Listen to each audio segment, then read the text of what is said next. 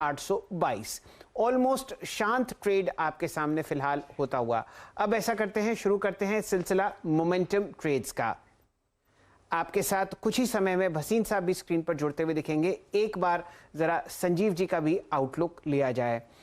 नमस्कार भसीन साहब, सुबह आप हमारे साथ स्काइप से जुड़े और बढ़िया मूड और माहौल आपने सेट किया उस शानदार तेजी का जिसका लुत्फ आज पूरी दुनिया उठाती हुई दिख रही है।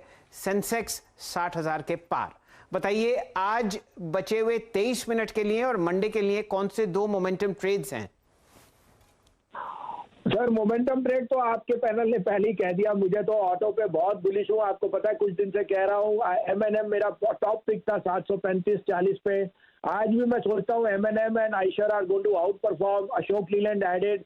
सो ऑटोज में कॉन्ट्रेरियन बाय रखिए। Book profit in metals and IT, they are best may have played out. There will be a sectoral rotation. Mid-cap banks will be outperformers as we see this thrust towards autos gathering momentum. तो दो buys हैं।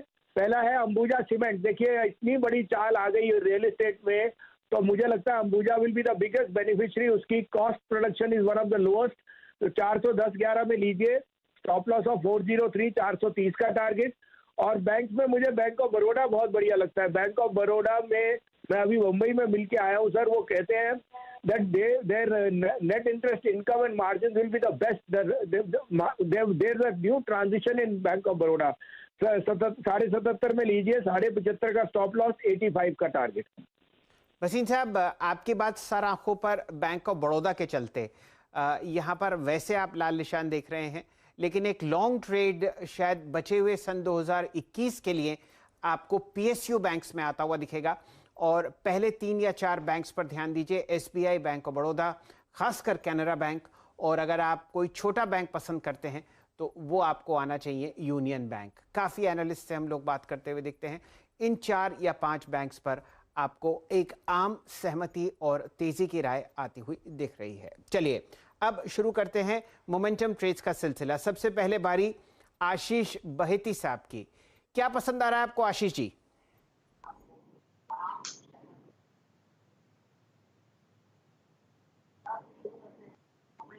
Range में फंसा हुआ है, but जिस हिसाब से आज फर्टिलाइजर स्टॉक्स में रैली आई है, हमें लगता है कि एक स्पिल ओवर इफेक्ट इसका नेक्स्ट वीक में ज़रूर दिखने लग जाएगा। इस पर्टिकुलर स्टॉक में भी स्टॉक अपने 20 डे और 200 डे एक्सपोनेंशियल मूविंग एवरेज के बीच में ही फंसा हुआ है। तो एक अच्छा स्पॉट भी है और अच्छा मतलब छोटे से स्टॉप लॉस के साथ इसमें इंटर किया जा सकता है। 785 का स्टॉप लॉस लगाना है।